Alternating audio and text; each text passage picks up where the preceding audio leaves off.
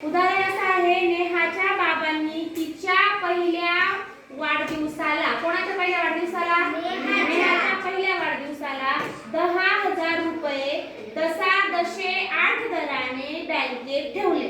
तर तिच्या 6व्या वाढदिवसाला तिच्या बाबांना एकूण किती रक्कम मिळेल असा प्रश्न आहे. तर काय काय दिले आपल्याला या ठिकाणी? पहिल्यांदा आपल्याला मुद्दल दिली. मुद्दल किती आहे? 10,000 रुपये त्यांनी काय ठेवलेले आहेत? बँकेत ठेवलेले. त्यानंतर त्याचा दर सुद्धा दिलाय. किती दिलाय? दर आहे 8. आता किती दिवसांसाठी ठेवले ते त्यांनी आपल्याला उदाहरणामध्ये दिले, ते आपल्याला समजून घ्यायचंय. तिच्या पहिल्या वाढदिवसाला त्यांनी बँकेत रक्कम ठेवली, म्हणजे पहिला वाढदिवस तिचा होता तेव्हा. मग त्यांनी काढली कधी? 6व्या वाढदिवसाला. पहिल्या वाढदिवसापासून तर दुसऱ्या वाढदिवसापर्यंत 1 वर्ष पूर्ण झालं. दुसरा वाढदिवस, तिसरा, चौथा, 5वा, 6वा. 6व्या वाढदिवसापर्यंत किती वर्ष झाली? 5. म्हणून मुदत किती आली इकडे? 5 वर्ष. आणि तुम्ही इथे 6 वर्ष मुदत घेतली म्हणून तुमचं उदाहरण या ठिकाणी चुकलं. तर या ठिकाणी मुदत किती आली?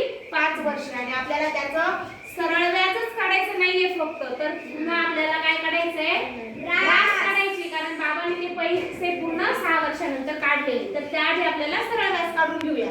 चला सूत्र सांगा. सरळ व्याज बरोबर म गुणिले द गुणिले क भागिले 100. भागिले 100. चला सरळ व्याज माहिती आहे का? यस. नो. चला उत्तर किती आहे? 10,000. दर किती आहे? 8. आणि कालावधी आपल्याला काय करायचा आहे? काढायचा आहे. कालावधी दिलेला आहे 5 वर्ष. सरळ व्याज काढायचे. चला आता इथेच आपल्याला उत्तर येणार आहे लगेचच. 800 आणि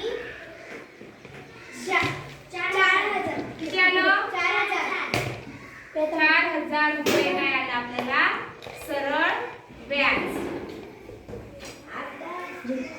आता 45 आणि 40 वर आपण काय केले? 2 शून्य ठेवले.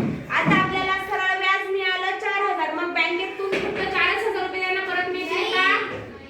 किती मिळतील? त्यांना ती मुद्दल जी ठेवली होती 10,000 रुपये ते सुद्धा परत मिळणार आहे. म्हणून 10,000 मध्ये आपण 4,000 मिळवले. किती मिळाले रास मग त्यांना? 14,000 रुपये त्यांना काय मिळणार आहेत? परत मिळणार आहे.